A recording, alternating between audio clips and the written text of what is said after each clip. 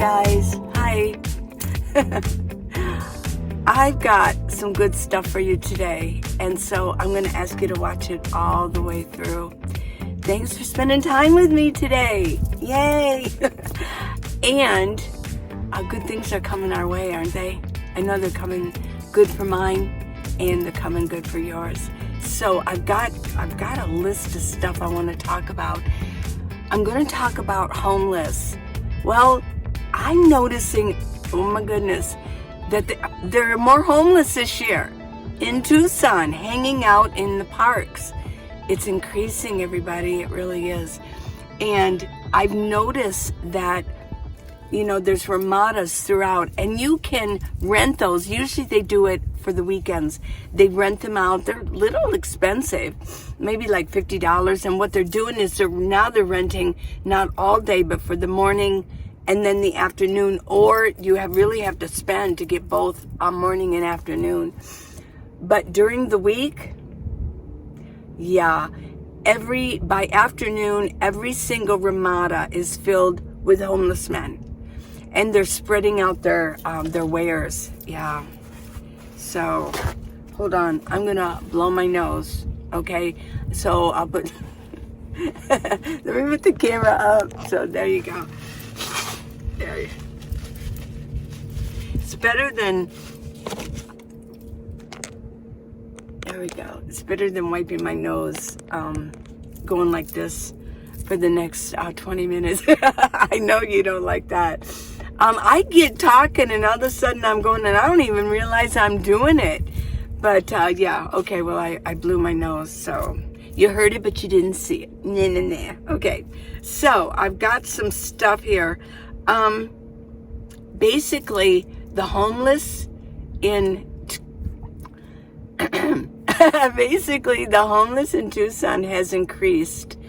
Yeah, and then, well, and I'll talk more about it. Hold on. Also, it's hot. It's like 90. It's going to get up to like 93 today. This is what I was trying to avoid by staying in Flagstaff as long as I could.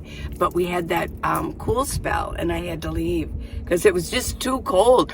I mean, like 24 degrees is a bit cold for me living in my van. But I almost debated, should I drive back up to Flagstaff for like 3 days? Because it's going to last 3 days. I think by Wednesday or Thursday, it's going to get back down. So forgive me.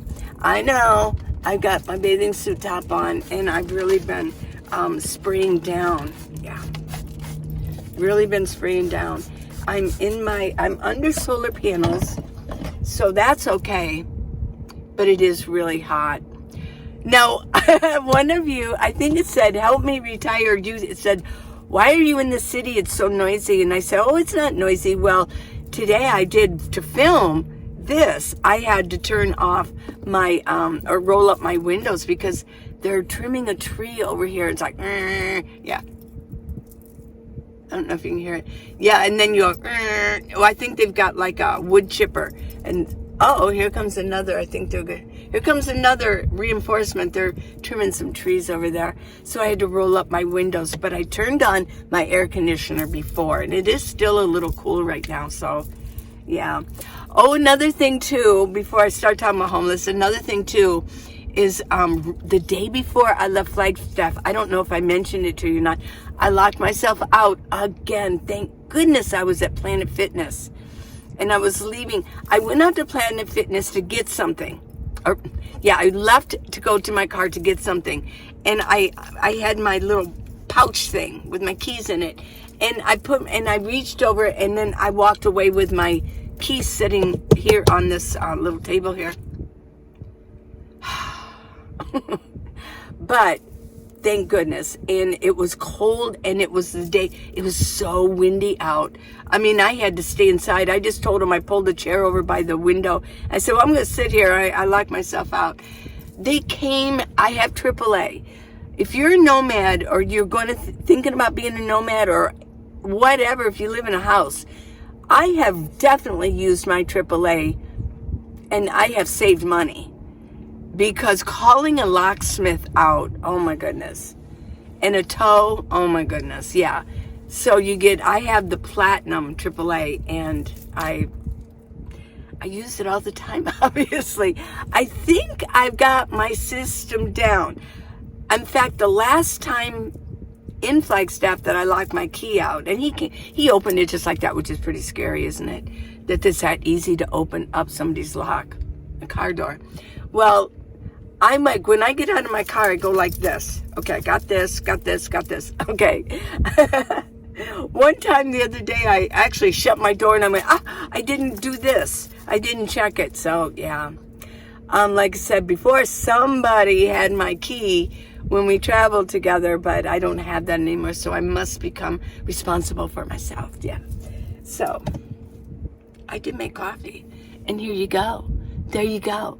Little sugar. Here's your coffee. You said no coffee. I think, or who was it that said no coffee today? Coffee. Cheers. This is my second big cup. Okay, well, I am assimilating into Tucson. I've been spending time with my kids. Yesterday, we all got together for pizza, and it was a lot of fun. And they like having their mom back. Oh, yeah. So, let's see what we got here. Oh, here's an update for all you Tucson fans and friends. There's not much BLM in Tucson. There really isn't. There just isn't. Tucson really, if you're a nomad and you enjoy BLM, this is not the place to come. It just isn't. I like it here because I know it. My children are here. I know Tucson very well. I still learn new things about it, but I do know a lot about it, and I'm very stealthy. I live in my minivan, in case you didn't know, and you're brand new.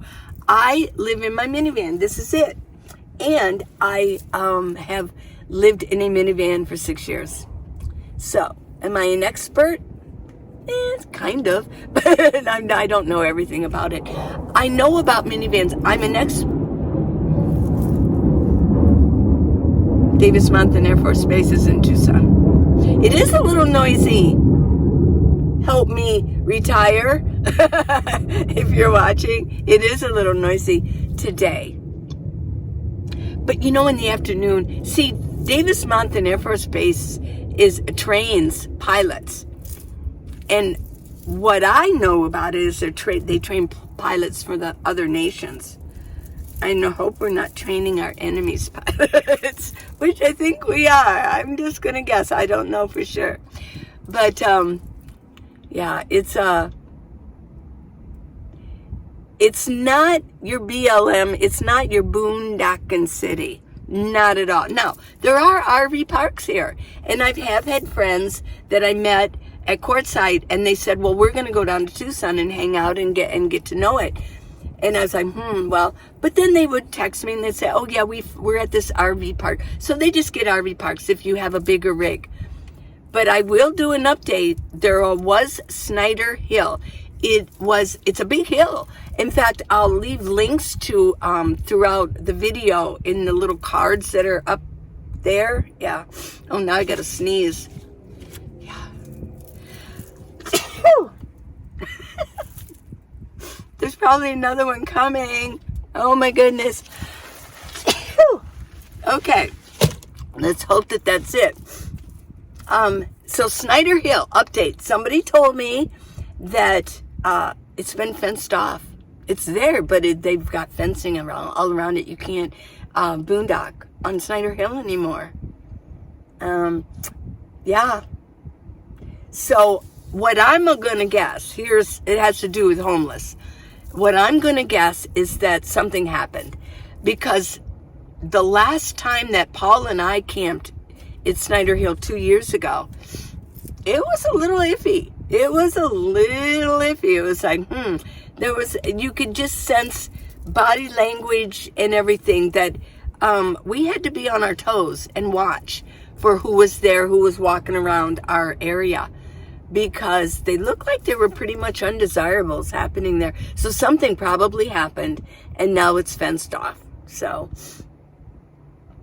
there are a lot of immigrants come through the border in Arizona. So, not saying that they're undesirable. I know this is all controversy, but or it's controversial and political, but yeah, a lot of them come through the Arizona border. Maybe not as much as Texas, but I don't know that for a fact. But a lot of them do come through.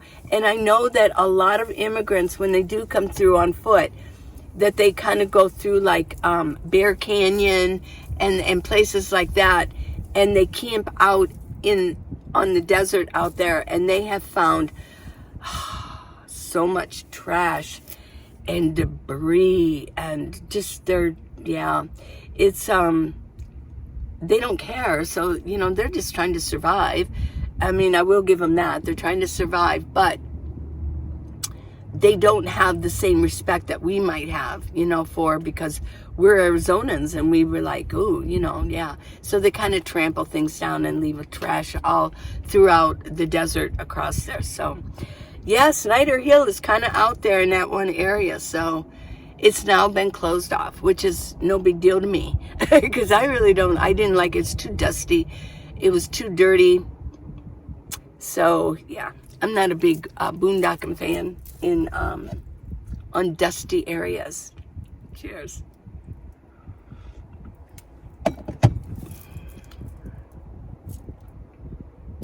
Oh, yeah. Here's another thing, too, that I wanted to mention is storage. Now, I'll briefly mention, I thought of something else. You know what happens to experienced seasoned nomads? Is they've been going a while, they've been on the road a while. You know, they may have started off without having a storage, but what happens, because I mentioned the last time I talked about storage, is a lot of seasoned nomads eventually get a storage. Well, what happens is we start getting more hobbies. You know, we can't just travel around and just sit in our van and twiddle our thumbs, right? Or go talk to our neighbor on BLM land. Hey, how's it going? And go to the campfire at night. No, we want to have hobbies again. So sometimes those hobbies require a storage. For instance, Max loves kayaking. He loves water. So he's got a couple kayaks and so he needs to store those near like Lake Havasu so he can go kayaking. And then of course, you know, a lot of us say, well, we do want tents. You know, we're like, you know, when I'm in that area, I want to have a tent. So we get a storage and we keep our real camping stuff, right?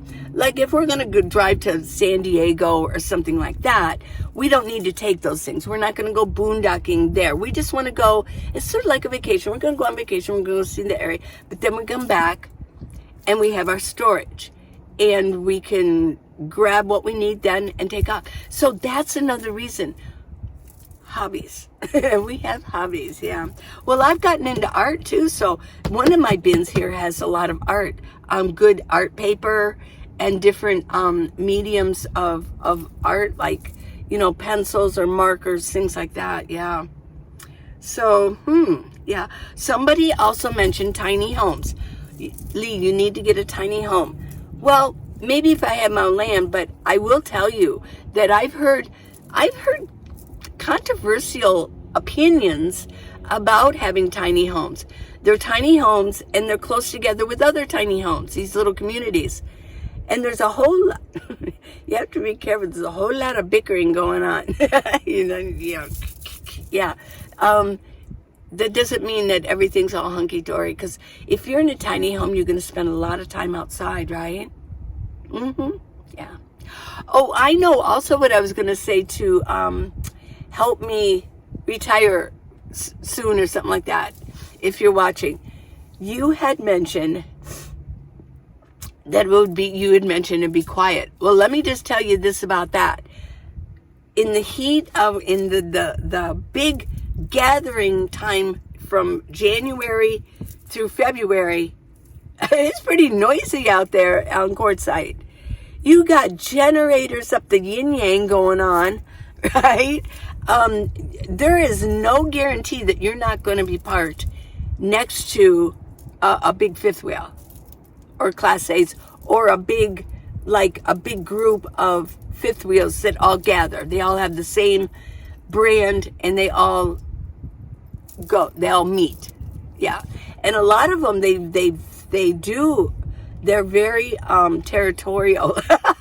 You know, if you get, hey, this is our spot. And then if you say something, they go, we've been coming here for 25 years. Yeah, it's like, well, it's BLM land. I mean, it's all up for grabs. But they can be a little bit pushy. I hate to say it. Sometimes I get pushback from it, saying it, but they do. And I think most smaller rig people will agree. I heard this one time. Okay, the one time this he had a tent, and he went to sleep, and when he woke up, there was a Class A butted almost up to his tent, parked. He must have been on their territory. And yeah, sometimes it gets ugly. Sometimes it can get ugly out there. So if you want to put up a tent, it's one of the reasons going out to Quartzsite to actually put up a tent, a tent that might be difficult, like a Kodiak tent. Yeah, it might work out, it might not. You might have to keep getting and moving, because if you want the quiet, you might need to get away. So, okay. Well, I'm going to mention the homeless. And what I said was the ramadas here. Let me see. I could see that it's increasing because of the ramadas. In fact, I can look out at a ramada. There were 3 fellas that were sitting out there this morning. Every morning they're there. And then by afternoon, there's like 6 or 7 of them, and they have all their stuff. They're probably cleaning out their backpacks and things like that, but they're pretty spread out. Well, I looked at some headlines, okay? And I looked up just in the past month. So some of these are from October. Here's one from Arizona Central. Homeless people in Tucson are struggling to get services. The city wants to change that. Okay, well, that sounds good.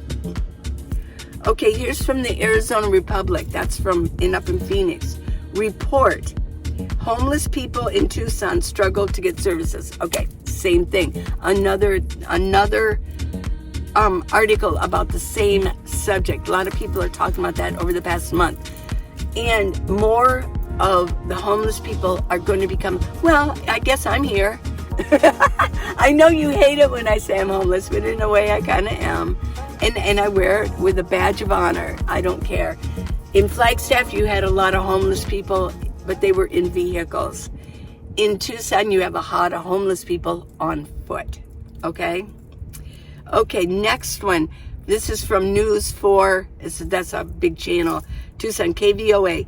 Tucson's housing first team prepares kits to help homeless. And I read the article. They're going to get some kits together. And with regular need, like toothbrushes, combs, water, just things that they might need for cleanliness, things like that. So it's a big deal. It's a big deal in Tucson, the homeless. It's one of the top 25 cities. Okay, this is from Tucson. Oh, I think I cut that part off. Oh, Tucson Daily Star, which is Tucson newspaper. Local opinion, a pivotal moment for Tucson homeless policy. There was a reading about their policy on what they're going to do because there's camps growing. Okay, let's get this one. Tucson.com. Tucson to find new site for downtown homeless camp. I haven't been downtown yet, but obviously there's a tent camp that grew. Okay. 13 News. You need to clean house. In parentheses. Human waste problem grows in Tucson. Well, hello. Like San Francisco, right? Okay, KVOA, Channel 9. City of Tucson says it won't clear homeless encampment on South Side at this time. And it says representatives with the City of Tucson say the new vehicle barrier on Golf Links Road is meant to prevent people living in their cars from driving down to the encampment in the bikes park. At this time, they're not planning on clearing out the rest of the people who are living there. So, homeless people living in their cars. They're calling people who live in their cars homeless. And in a way, we are. I mean, I don't know why people get so upset over it. There's a lot of people that are homeless. They've been forced out of their home, and they're living in cars. Okay, here's the top 25 cities. Number 25, Tucson, Arizona. We're at the bottom of the... We're 25. We made the 25 list. The homeless population in Tucson is 2,227. This was in 2023. The estimated rate is 4.1 per 1,000. And change in the homeless from 2020 to 2022, 68%. Oh, I'm not kidding. Do you know, that's huge, because if I'm going to show you the other ones, let's look at LA, which is number one. LA is number one for homeless. They have 65,000 homeless in Los Angeles. That's 16 per 1,000. But their growth is only 2%. I looked up New York. Theirs is 23%. I knew it. Tucson, 65%. It grew. Yeah. Oh my goodness. So let me just say, LA, New York, this is from 1 down to 20. Seattle, San Jose, Oakland, Sacramento. Now see, all those are there's so much California.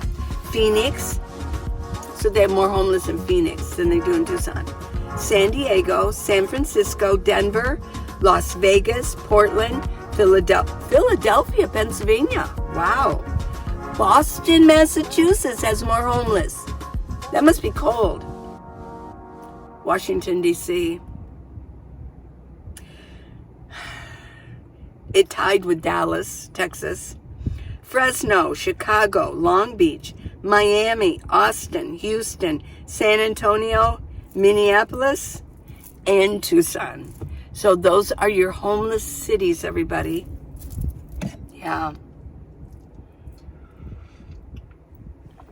Well, one of the problems, somebody told me that they have seen what in Tucson on the Ramadas, for some reason, they've got the outlets. You know, because like if you want to have a party, you've rented it, and you want to have a party, you want to have like a speaker or whatever, but they're up above. So what the homeless have been doing is taking the barrels of garbage, dumping it out, and then pushing the barrel over, turned upside down, so they can put their phones on it so their cords can reach.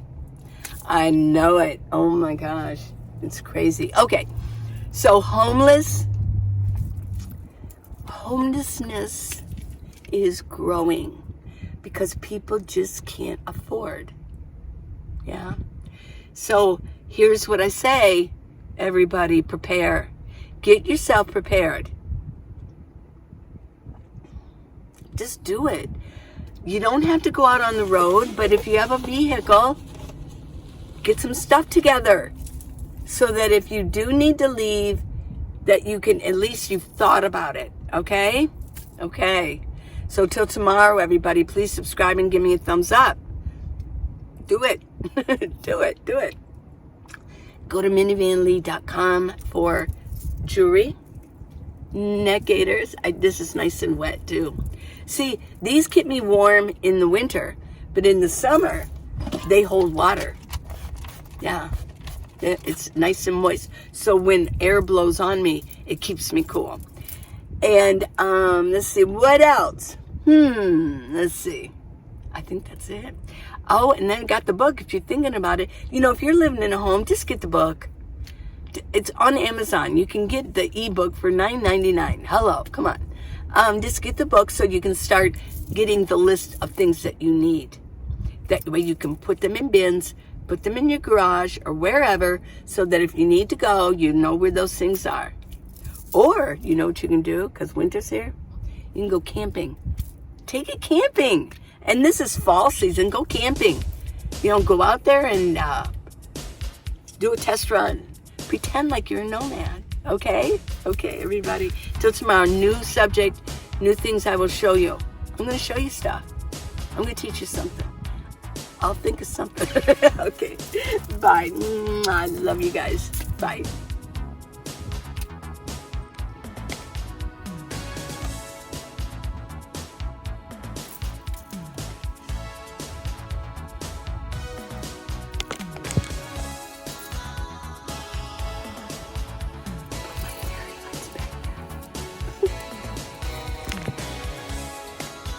And I put my lights up here.